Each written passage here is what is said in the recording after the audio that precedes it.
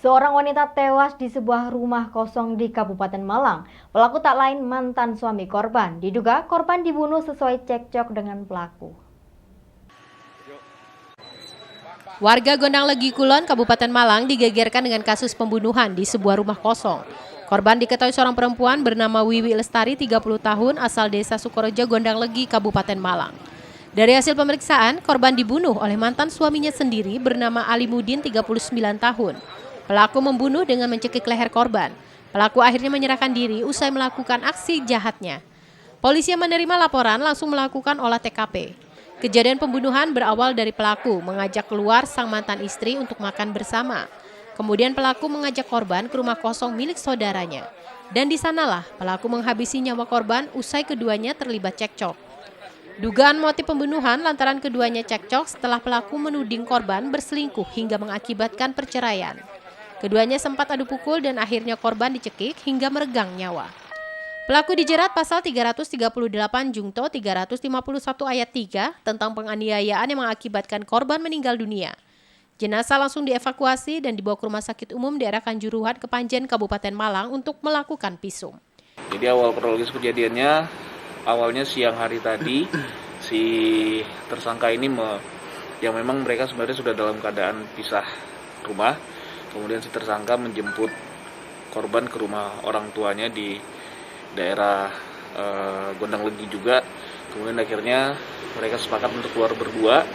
Nah, pada saat keluar berdua inilah awalnya mereka jalan-jalan, masih sempat makan. Kemudian setelah itu mereka berhenti di rumah om si korban ini di Dusun Kerajaan di Desa Gondang Legi Kulon. Akhirnya pada saat itu juga mulai terjadi percekcokan ya, karena si tersangka menyatakan bahwa si perempuan ini telah berselingkuh dengan laki-laki lain.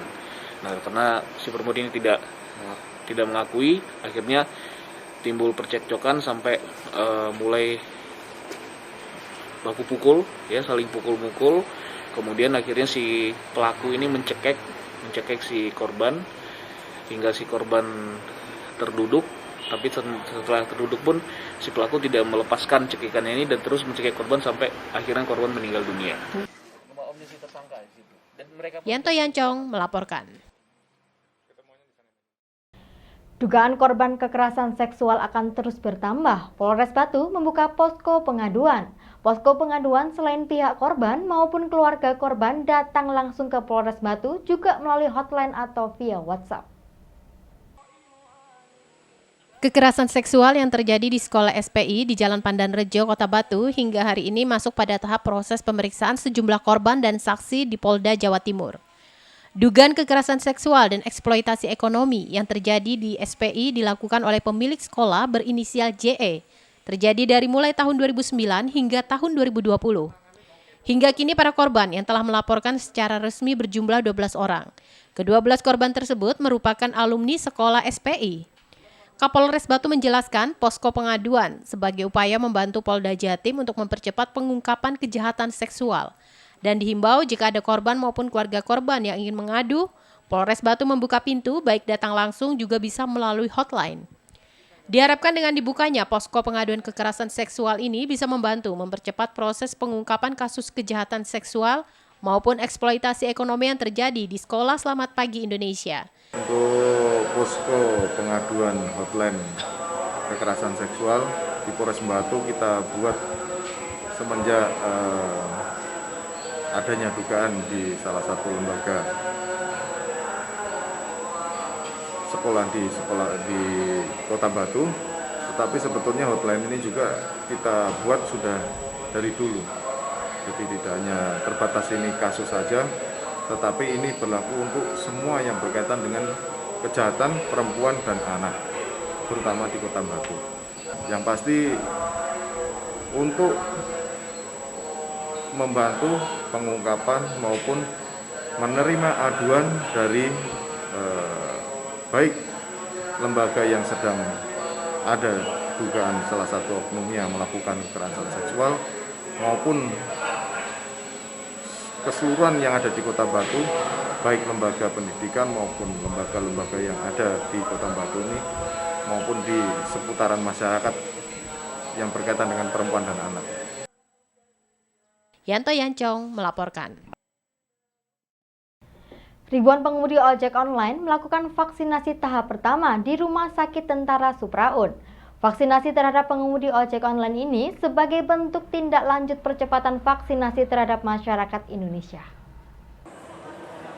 Vaksinasi pertama untuk pengemudi ojek online atau ojol berlangsung di Gedung Sabar Rumah Sakit Tentara Dr. Supraun Kota Malang. Ratusan pengemudi ojol ini terlihat antusias dalam melakukan vaksinasi.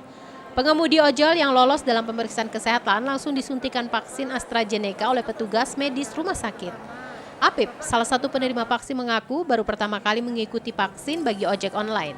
Menurutnya, pekerjaan ojek online yang kerap kali bersentuhan langsung dengan masyarakat membuat para pengemudi ojek online dirasa perlu mendapatkan vaksin. Selain untuk melindungi diri sendiri, vaksin juga melindungi orang lain dari persebaran COVID-19. Sementara Kepala Kesehatan Komando Daerah Militer, Kakesdam 5 Brawijaya, Kolonel CKM Januar Fitriadi mengatakan, program vaksinasi bagi ojek online merupakan upaya percepatan program vaksinasi kepada masyarakat.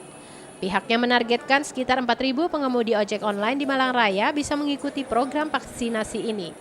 Divaksinnya pengemudi ojek online di Malang Raya ini diharapkan dapat memutus mata rantai persebaran COVID-19 di Indonesia, khususnya di Malang. Kami TNI Angkatan Darat diminta untuk membantu pemerintah provinsi, kabupaten, kota untuk melaksanakan percepatan vaksinasi terhadap komunitas-komunitas yang bersentuhan langsung dengan masyarakat serta lansia dan termasuk juga pralansia yang usianya 50 tahun ke atas. Menindaklanjuti tentang hal itu, kami bekerjasama dengan Dinas Kesehatan Kota Malang bersama-sama dengan komunitas Gojek nasional yang ada di Jawa dan Bali. Dalam waktu 3 hari ke depan, kita akan mengadakan penyuntikan vaksinasi pertama yang ditujukan kepada rekan-rekan kita Gojek, baik yang memegang roda 2 maupun yang roda 4. Dan kita harapkan sejumlah 4.000 komunitas Gojek di wilayah Malang Raya itu bisa kita lakukan atau berikan perlindungan vaksinasi. Simon Alfredo melaporkan. Terima kasih Anda masih bersama kami dalam Info 7 Malang Raya. Ramai menjadi perlintasan berbagai jenis kendaraan, jalan alternatif Kraguman Dau mengalami kerusakan di beberapa titik. Tidak ada perbatasan tonase kendaraan penyumbang kerusakan jalan. Banyak pihak berharap jalan segera ada perbaikan dan pengaspalan kembali untuk kelancaran dan keamanan pengguna jalan. Beginilah yang terlihat di Jalan Kraguman, jalan alternatif yang menghubungkan beberapa desa di wilayah Kabupaten Malang dan juga ramai dilintasi pengendara yang akan menuju ke Kota Batu. Kondisi jalan yang sudah ada pelebaran ini di beberapa titik sudah mengalami kerusakan akibat beratnya beban kendaraan dan juga akibat terdampak musim penghujan karena belum optimalnya fungsi saluran air pinggir jalan. Tidak hanya itu, karena tidak ada pembatasan tonase kendaraan yang melintas, menyumbang kerusakan aspal jalan, dan perlu segera ada penambalan untuk menghindari kerusakan yang semakin parah yang pada akhirnya akan mengganggu kelancaran aktivitas warga masyarakat dan pengguna jalan pada umumnya. Menurut salah seorang warga menjelaskan, jalan Kraguman ini sangat ramai dilintasi mulai pagi sampai dengan sore. Berbagai kendaraan dari arah Wagir menuju ke Batu dipastikan akan melintasi jalan ini karena jarak tempuh lebih dekat dibandingkan melintasi Jalan Petung Sewu dan Tegalweru. Di lokasi terlihat sejak pukul 6 pagi arus mulai ramai. Sementara di perempatan Tegalweru, tugu di tengah perempatan cukup merepotkan pengguna jalan dari arah Kraguman yang akan belok kanan ke arah Jalan Kodya karena pandangan terhalang tugu dan rawan terjadi kecelakaan jika pengguna tidak ekstra hati-hati. Jalannya jam berapa nih jalan ini, Pak? Jam 8 sampai jam 5 Sore. sore. Sore, Pak. Ya, Ini menghubungkan mana ini? arah dari Panjen ke Batu. Ke Batu, Pak ya. Ya, Tapi ini mobil-mobil besar biasanya juga lewat, Pak ya. ya lewat sini lah, jembatan jalannya rusak itu. Yang sebelah sana, Pak ya. Ya sebelah sana. Berapa lama jalannya rusak itu? Sudah 6 bulan? wah 5 bulan lebih. 5 bulan lebih, Pak ya. Setelah di HK kemarin dilewati kendaraan besar, Ya. terus apa? Rusak itu. Ini setiap hari ramai, Pak yang melintasi. Ruame sekali. Iwan Hikmawan melaporkan. Sebanyak 240 lulusan Fakultas Ekonomi dan Bisnis Unisma tahun ajaran 2020-2021 dilepas secara resmi oleh Dekan FEB Unisma, Nurdiana SE/MSI. Pada kegiatan tersebut juga diserahkan penghargaan kepada para wisudawan terbaik. Jumat 4 Juni 2021 bertempat di Gedung Pascasarjana lantai 7 Unisma. Kegiatan pelepasan calon wisudawan Fakultas Ekonomi dan Bisnis Unisma periode 64 dan 65 tahun akademik 2020-2021 tahap 1 ini berlangsung secara daring dan luring. Kegiatan pelepasan wisudawan ini dihadiri oleh Dekan FEB Unisma, Nurdiana SE/MSI, beserta jajaran wakil dekan, bendahara yayasan, para dosen, dan undangan lainnya. Pelepasan wisudawan-wisudawati Fakultas Ekonomi dan Bisnis Unisma ini berbeda dengan pelepasan tahun-tahun sebelumnya karena masih kondisi pandemi sehingga dilaksanakan dengan menerapkan protokol kesehatan. Acara diawali dengan menyanyikan lagu Indonesia Raya dan Syubanul Waton dan dilanjutkan dengan pembacaan SK Dekan oleh Wakil Dekan 1 Afifuddin SE/MSA AK dan pengumuman para lulusan terbaik untuk periode 64 dan 65. Pada periode 65 ini, untuk jurusan akuntansi, lulusan terbaik diraih oleh 4 wisudawati dengan IPK sempurna 4,00, diantaranya oleh Neni Elvina dan Eka Yuli Wulandari. Acara dilanjutkan dengan penyerahan piagam penghargaan oleh dekan dan dilanjutkan dengan pengalungan gordon oleh Kaprodi Manajemen dan Kaprodi Akuntansi, serta berfoto bersama. Sambutan Wakil Wisudawati Zulfia Alfira mengucapkan terima kasih kepada dekan dan jajaran dosen atas ilmunya dan orang tua serta mohon doa restu agar bisa menjalani kehidupan ini dengan sukses dan bermanfaat bagi masyarakat luas. Sementara itu dalam sambutannya, Dekan FEB Unisma Nurdiana SE/MSI mengucapkan selamat dan percayalah dengan bekal knowledge, skill, dan karakter, para lulusan akan sukses dimanapun dan profesi apapun yang digeluti, serta berpesan untuk menjaga nama baik alma mater dimanapun berada. Hari ini Fakultas Ekonomi dan Bisnis Universitas Islam Malang melakukan pelepasan calon wisudawan dan wisudawati pada semester gasal dan genap tahun akademik 2020-2021. Nah, pelepasan ini merupakan sebagai wujud penghargaan Fakultas Ekonomi dan Bisnis Universitas Islam Malang kepada para calon wisudawannya yang telah menyelesaikan studi di Fakultas Ekonomi dan Bisnis Universitas Islam Malang. Berbagai bekal sudah kami berikan, baik itu kompetensi knowledge, kompetensi skill maupun kompetensi sikap atau karakter.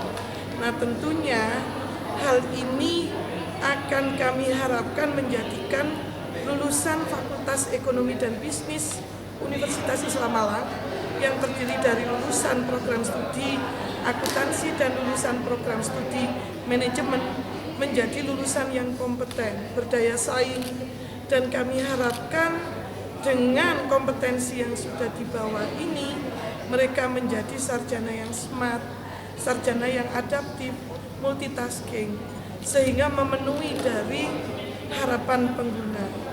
Berbagai terobosan sudah kita lakukan dalam menghasilkan lulusan kompeten dan berdaya saing, dan inilah yang kami harapkan mudah-mudahan lulusan Fakultas Ekonomi dan Bisnis Universitas Islam Malang menjadi sarjana yang berguna bagi bangsa, agama, dan negara.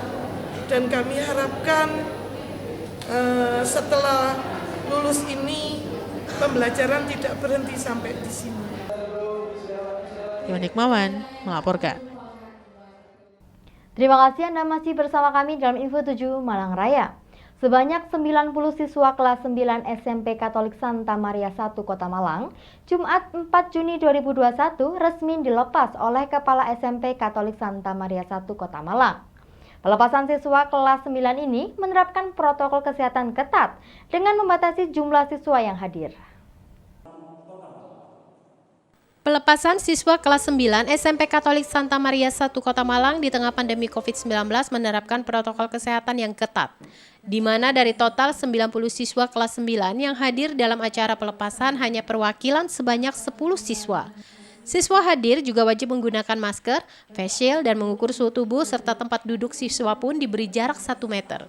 Prosesi pelepasan siswa kelas 9 ini berlangsung cepat, di mana selain mengumumkan kelulusan siswa pada tahun ini, Kepala SMP Katolik Santa Maria I Malang, Suster M. Fortunata SPM, memberikan piala kepada siswa berprestasi di bidang akademik dan non-akademik. Setelah memberikan penghargaan kepada siswa berprestasi, Kepala SMPK Santa Maria I Malang dengan resmi melepas siswa kelas 9 yang ditandai penyerahan kembali siswa kepada orang tua wali murid. Kepala SMP Katolik Santa Maria I Kota Malang mengatakan bahwa untuk siswa kelas yang dilepas totalnya 90, namun karena di masa pandemi COVID-19 hanya perwakilan sebanyak 10 orang siswa hadir. Hal ini dilakukan agar memutus rantai penyebaran COVID-19. Sementara itu, Kepala Sekolah juga berpesan agar siswa yang dilepas dapat melanjutkan pendidikan ke jenjang SMA dan meneruskan prestasi yang telah diperoleh dari SMP Katolik Santa Maria I Kota Malang. Anak-anak kita kelas 9 tahun pelajaran 2020-2021 berjumlah 90 anak. Hari ini merupakan hari pengumuman kelulusan dan kita memilih kegiatan perwakilan sebagai komitmen kita untuk memutus mata rantai COVID-19.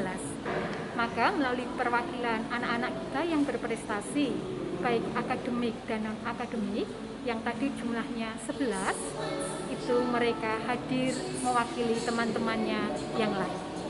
Dengan tema The Show Must Go On, menggambarkan memang spirit anak-anak angkatan ini memang sungguh khas dan luar biasa. Bagaimana mereka dalam masa pandemi yang 1,5 tahun mereka alami ini, mereka itu semangat belajarnya semakin meningkat. Dalam PJJ itu nampak sekali bagaimana mereka aktif, hadir tepat waktu, membuka kamera saat pembelajaran, kemudian tugas-tugas dikerjakan secara tuntas, dan mereka menorehkan prestasi-prestasi baru di sekolah ini. Simon Alfredo melaporkan.